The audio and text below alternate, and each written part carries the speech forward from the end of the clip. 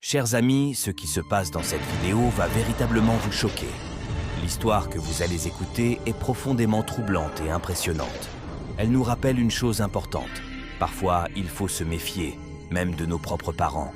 Oui, ils sont nos parents, mais cela n'empêche pas la prudence. Parfois, dans la vie, vous pouvez sentir que quelque chose ne se passe pas bien, que quelque chose vous dépasse.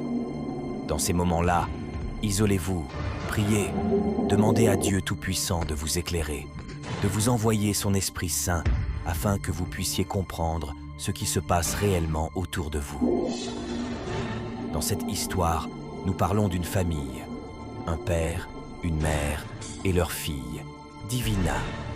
Ce jour-là, ils voulaient simplement sortir ensemble. Rien ne laissait penser que le pire pourrait se produire. Mais une fois dehors, Divina sentit quelque chose d'étrange. Elle vit qu'un esprit rôdait dans l'enceinte de la cour. Elle était la seule à le voir. Cet esprit mauvais se déplaçait, marchait lentement. Divina, choquée, commença à dire à ses parents « Il y a quelque chose dans la cour. Je vois un esprit là-bas. » Ses parents, eux, ne voyaient rien. Pour eux, la cour était vide. Ils pensaient que leur fille se trompait, qu'elle avait peut-être mal vu. Mais Divina insistait. Elle voyait clairement cet esprit maléfique. Elle répétait de plus en plus perturbée. « Il y a quelqu'un là. Je le vois. Il marche. » Ses parents, un peu inquiets mais incrédules, regardaient autour d'eux sans rien voir. Pendant ce temps, Divina, concentrée et remplie de l'Esprit de Dieu, observait cet être qui avançait dans la cour. Elle savait que ce n'était pas normal. Et soudain, sous leurs yeux, cet esprit se transforma en être humain. Oui, un humain véritable, habillé comme un charlatan, avec des vêtements traditionnels mystiques. La mère, bouleversée, demanda immédiatement à son mari « Mais chérie, qui est cet homme? Je ne l'ai jamais vu. Qu'est-ce qu'il fait chez nous ?» Divina prit la parole avant même que les parents ne comprennent ce qui se passait. Elle dit à l'homme « Je sais pourquoi tu es là. Tu es venu pour moi. Mais tu ne m'emmèneras pas. » Le charlatan répondit d'une voix froide « Je t'emmènerai, que tu le veuilles ou non. Tu n'as pas le choix. Je suis plus fort que toi. » Puis il se tourna vers le père de Divina, comme s'il le connaissait déjà. Il dit au père « Tu n'as pas pu amener la fille. » Le père répondit « Honteux. Je ne l'ai pas amenée. J'ai échoué. » Le charlatan reprit « Elle n'est pas venue. Tu ne l'as pas amenée. Je suis ici pour l'emmener de force. » Divina répliqua calmement « Dieu me voit. Je suis sereine. Tu ne m'emmèneras pas. » Mais l'homme insista arrogant. « Tu mens. Je suis plus fort que toi. Tu m'appartiens. Je t'emmènerai de gré ou de force. » Divina, sans trembler, répondit « Je suis couverte du sang de Jésus. Je suis protégée.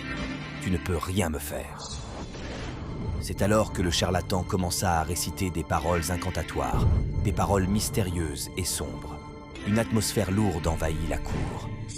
Mais au même moment, Divina utilisa sa puissance divine. Elle envoya une première énergie qui fit perdre le souffle au charlatan. Il recula, choqué de la puissance de la jeune fille. Le charlatan tenta de lui renvoyer une attaque mystique, mais rien n'atteignit Divina. Elle était protégée. Le sang de Jésus servait de bouclier invisible autour d'elle. Une véritable guerre spirituelle commença. Divina attaquait, le charlatan contre-attaquait. Chaque fois qu'elle envoyait sa puissance, l'homme s'affaiblissait, perdait le souffle, vacillait. Il luttait pour rester debout. Divina ne se laissait pas faire. Elle continuait, encore et encore. Mais pendant ce combat, quelque chose d'encore plus inquiétant se passait. Le père de Divina, lui aussi, s'affaiblissait. Plus le charlatan perdait des forces, plus le père paraissait inquiet, souffrant, oppressé. C'était comme si leur destin était lié. Finalement, épuisé, le charlatan tomba au sol. Il se tordait de douleur. L'esprit mauvais en lui était en train de perdre. Il gisait là, incapable de se relever, criant, souffrant. Puis soudain, il disparut, comme s'il n'avait jamais existé. Mais à cette seconde, les regards se tournèrent vers le père. Lui aussi était au sol, tordu de douleur. La mère, paniquée, cria « Mais qu'est-ce qui se passe? Pourquoi es-tu au sol? Parle-moi » Le père ne pouvait presque pas répondre. Mais il prit quand même la parole.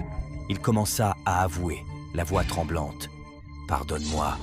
Tout ce qui arrive, c'est à cause de moi. Je suis la cause de tous les problèmes de cette maison. » La mère, bouleversée, répondit « Comment ça?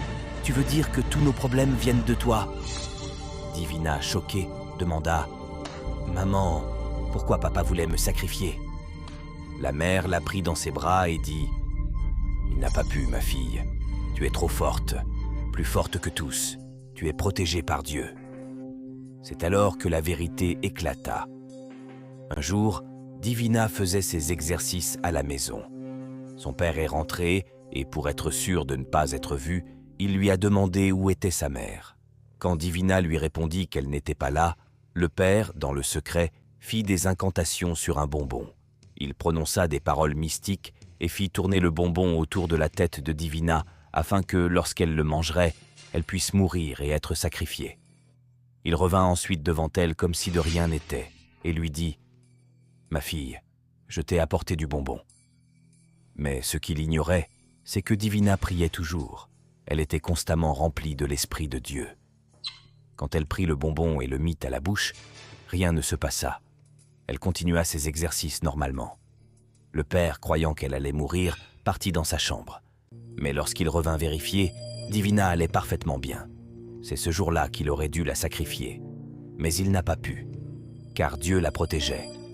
La Bible le dit, « Toute arme forgée contre vous sera nulle et sans effet. » Après sa confession, Divina s'approcha de son père, le pardonna et pria pour lui. Elle lui demanda de répéter cette prière. « Jésus, je t'accepte comme mon Dieu et mon Seigneur. Je t'accepte comme mon unique sauveur. » Elle posa sa main sur sa tête et demanda à Dieu de le guérir. Et Dieu, dans sa miséricorde, le guérit. Le père se releva, totalement rétabli, en pleine forme. Chers amis, si vous avez regardé cette vidéo jusqu'à la fin, aimez, commentez, partagez pour que d'autres entendent ce témoignage puissant. Écrivez en commentaire « Amen, j'accepte Jésus dans ma vie ». Activez la cloche de notification pour ne rien manquer.